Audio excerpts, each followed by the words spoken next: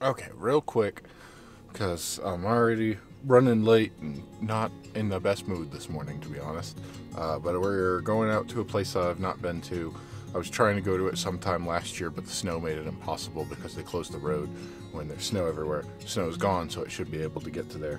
It's a mountain on the other side of the really popular mountain where I've been a couple times. Yeah, that's pretty much it. Let's go see what we can find.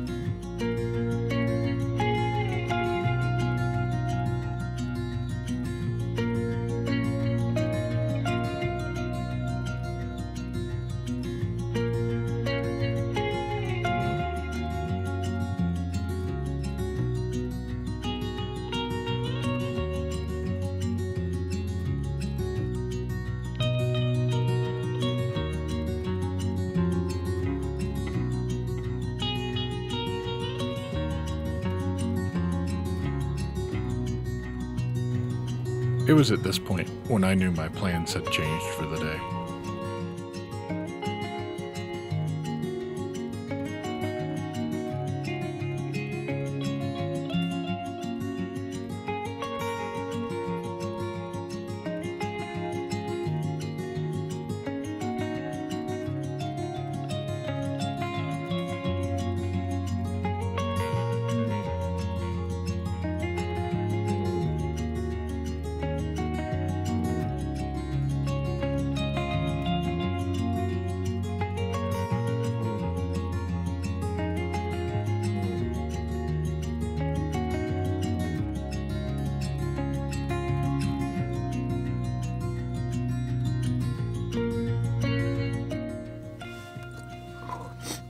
Okay, back in the car.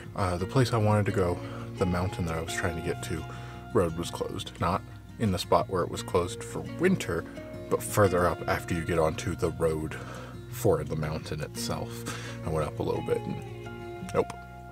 So I turned back. I went down just another path. Just went, all right, well, let's see what this way is. And I started driving for a while. I stopped once because I saw a very small pond with a lot of reeds around it, and I could see birds. So I got out the camera, I built it all together at that point. And I walked over and just kind of sat down and watched, but I was trying to think of how I could get down to there, and it was too steep for me to walk. I would most certainly not want to walk back up. So I went, well, maybe if I drive around, maybe it'll bring me back around, which it did not. But I basically found this is just a completely empty road, dirt road. There are fences on either side, barbed wire for the cows, I assume. There's plenty of open range livestock around. I've seen them. But there's a good amount of trees right over there. So I was looking at that, and then I saw a little bunny crossing the road, or off to the side of the road, excuse me. So I grabbed this camera and I shot it just out the window, just there. And I went, okay, well, I'll pull over and see. It was back there. And I went, maybe I can see it with the camera if I get everything out, which, no, it ducked back, of course, wasn't there, but that led me to well, there's plenty of trees over on the other side of the road. Let's just stop here for a while and look and see. And so I got to watch a good number, mostly red-winged blackbirds, which are spectacular. I did get a picture of one of those back in Georgia, getting it in flight with the wings down so you can see the bright red patch on there. This was interesting because I watched some behavior of it. They do a call when they're up on the very tops of the branches. They do this call, but they puff themselves up and out real big. It kind of reminds me of the mockingbirds that I've seen. But this one, they would like flash their feathers because they've got like patterns on the bottom of their wing. These ones, these blackbirds, just kind of like almost puff into a ball shape, kind of. It's interesting to see. I assume that's part of their mating ritual. Look how big and tough I am. The females will come over. That's my guess. So I'm just going to keep driving. It's only about 8 in the morning. I plan to do about a half day out here today. Because it is Sunday and I gotta get meals prepped and stuff like that for the work week, so I can't quite be out all day, but I also really don't have a good spot to like sit down or anything. I tried out the audio again and I don't understand it. I get everything working, it seems like, at home, and then I bring it out and I do the wireless so I can feed the signal into the camera because I want that so I can sync it up. It's going to be easier if I can clip out, take a however long the recording is of the audio and just sync it up to the small little clip that I've got. I can do that, but only if I can feed the audio into the camera, and every time it seems to just be static. So I assume it's recording on its own. That's kind of the point, is that I pull the audio file off of my recorder, which should be a higher quality than trying to go over the wireless, but it doesn't pick up anything. Again, all I get is static. My battery's about to die here, so I gotta do a battery swap, but I'm gonna keep driving, see if there's anywhere else, another good spot. We're basically just scouting today.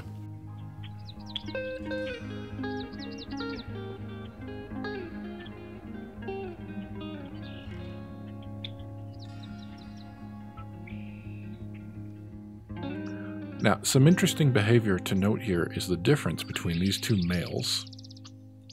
The book describes the female as being streaked with white, so I do think that both of these are male. They've got that red patch on them, and mostly black. The one on the left is flicking its tail repeatedly, while the one on the right is doing this puffed out bird call that I was talking about.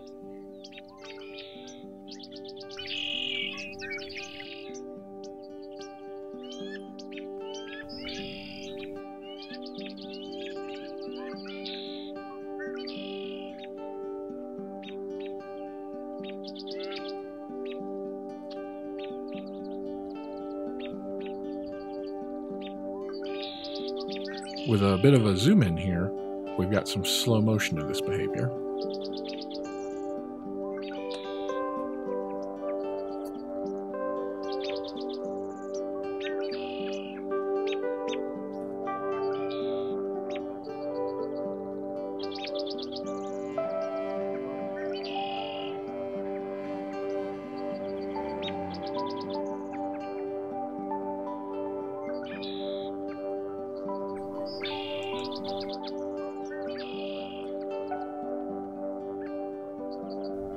I also saw some American robins out and about.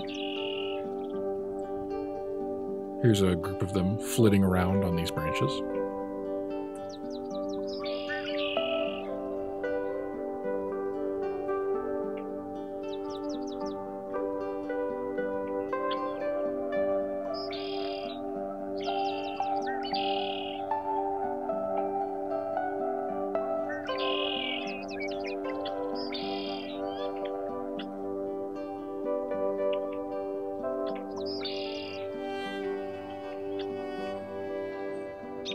One of the robins came a little bit closer, and I was able to get a much clearer image.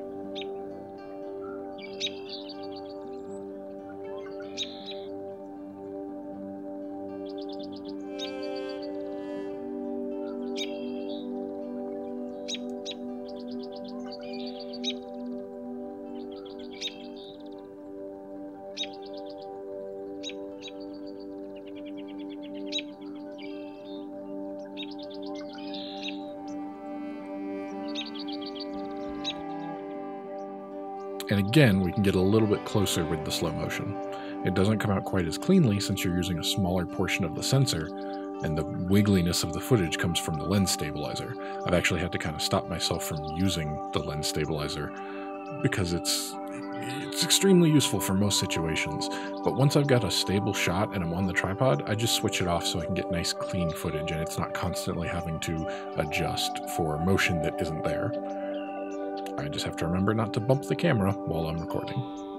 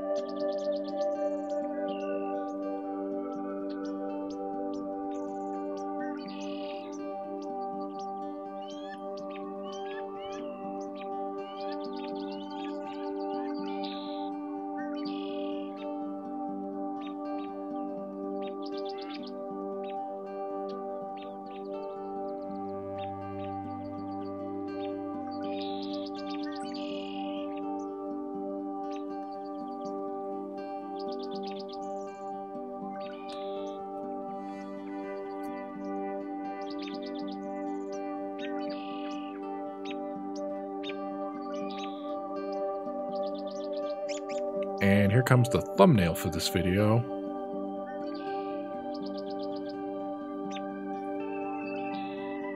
Right there. So another bird I on this day was the European Starling, although I wasn't close enough to see that it's got that iridescent coloring pattern to it. That's something I'm looking forward to trying to get clearly on video one day.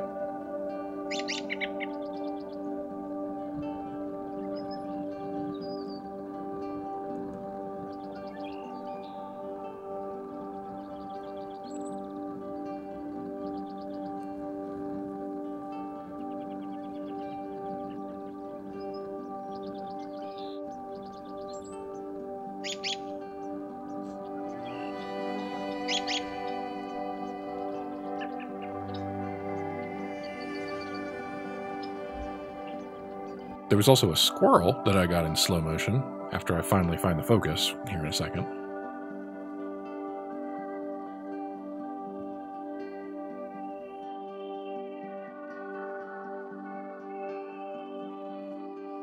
As I was getting ready to pack up, I caught sight of that rabbit again, here in the shade. And you can see from the distortion, this was fully in the heat of the day.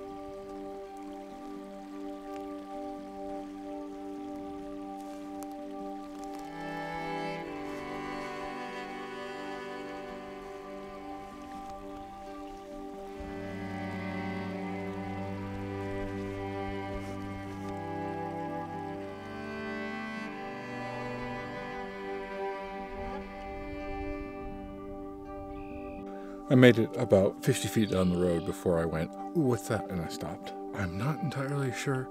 It was a songbird. I've never seen one like that before, so that in and itself is a good thing. But that means it's either a new bird that I haven't spotted, or it's a bird that I had and I don't recognize it because it's like molting feathers and in the process of changing colors. It had a lot of black and orange. I don't think it was a robin. I've seen robins when they're molting. But anyway, yeah, I definitely found, I just went a little bit further down the road and I noticed, oh, there's water. There's water that goes across and under the road here. There's also a bunch of cows, like, right there that were watching me. But, yeah, you find water, you'll find wildlife. What I saw was indeed new to me, the cliff swallow.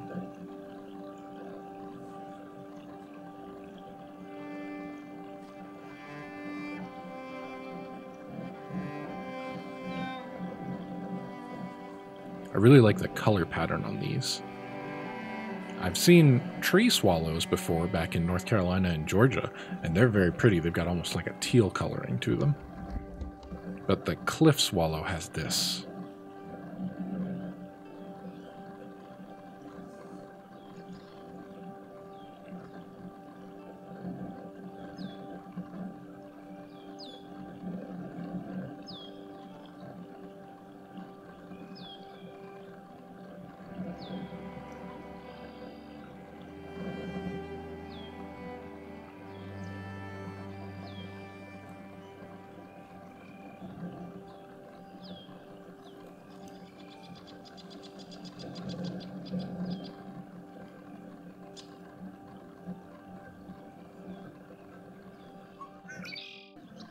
For several minutes I was able to capture some nice close-up shots of it. It would fly off and then come back to another branch, and I'd zero in on that and start recording again.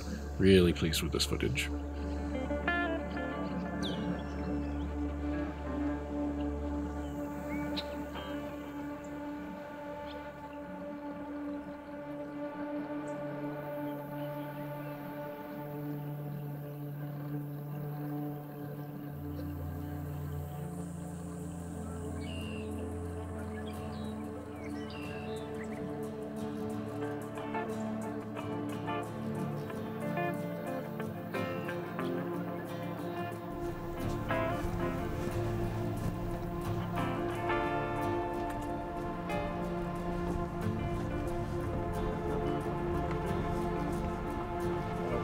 One of us has to go. Thank you.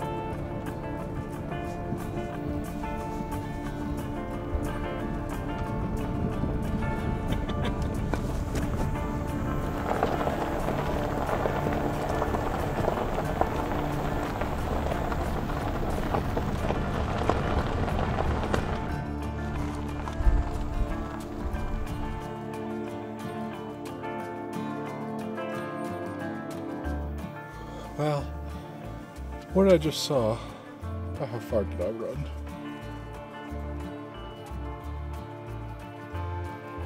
160 meters, 165, somewhere in there, roughly.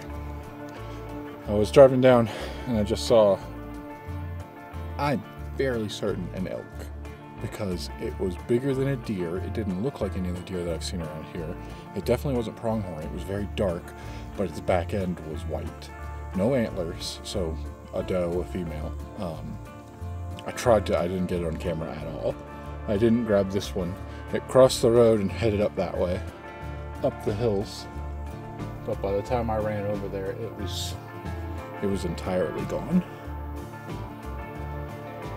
I'm gonna drive forward a little bit, see if I see it up along. It certainly, it was gone. It was very gone. But that's exciting. I really want to see elk.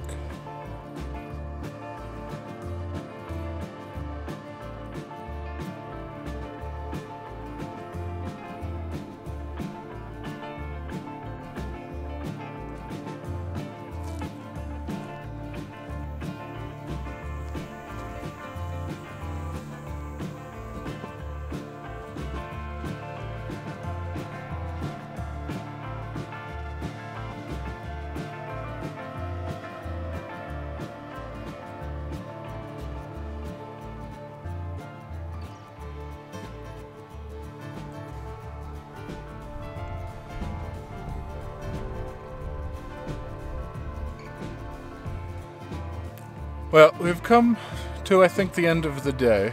I knew it would be a bit shorter. I'm going to get out and look at this landscape. It's just impressive. There is something flying. Probably a crow. Looks like a crow. Anyway, yeah, there's so much land out here. It's really nice. I think there's parts where I'll actually be able to go up. It was kind of nice to scout out. I might be able to get into the trees. It's not quite as thick to the point where I think I could hide myself very well, but yeah, seeing that elk was really cool. I think it's an elk.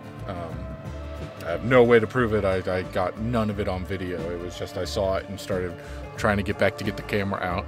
I should have grabbed this one just to get something, because I should have known it would kind of bolt. It wasn't running, but it was fast enough. Anyway, I think I'm done for the day. It's actually brought me back out around that trail, kind of like, let's see if I can do this backwards because it's mirrored. I go down from where, you know, south from where I live, through the mountains and everything, and then I got on a road and I went this way, and apparently it's brought me all the way back around to the point where I can just kind of loop back up to where I am. It says 20 minutes, which I did not expect because I've been out and driving around for, I mean, it was 45 minutes to get down, but I didn't get that far. I went about a half an hour, so yeah, I guess then I traveled over. I'm pleasantly surprised. It means that this area, with all of this land management, there's signs. Need to make sure that music is all the way down. So to recap, because if that's playing in the background, I can't use that. Fun day out, lots of land, looks good. We'll come back here. I need to find out, there were signs all over that said you're allowed to use it. It's trust land, but also hunter management and things like that, so you're allowed to go on. It specifically just said written permission from the Wyoming Game and Fish Department, so I just need to contact them, go on their website and see, does that mean I need written permission to go on the land, or do I need written permission to hunt, and I can just go on there because I have no intention of harming anything. We'll see. I'll look that up and find out exactly what the rules are about that, and hopefully come back out and use that again. Plenty of footage of blackbirds today, which is good. I'm kind of working on narrowing in what I'm doing out here, because this is similar to the last few years where I just go out with a camera, see whatever I can see and take pictures of it, and kind of come back and be like, look at this collection of things. But I need to do more than that. For what I'm doing, what I want to be doing, I need to tell a story. Meaning I need to focus on one subject.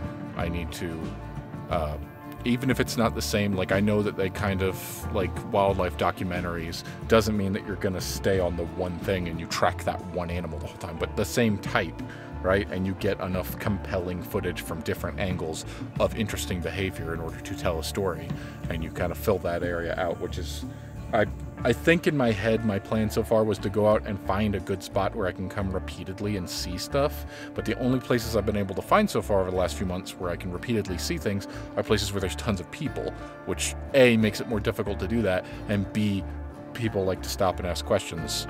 Even, you know, so far nobody's bothered me while I've been in the blind, which is nice, but that's why I don't go to the state park.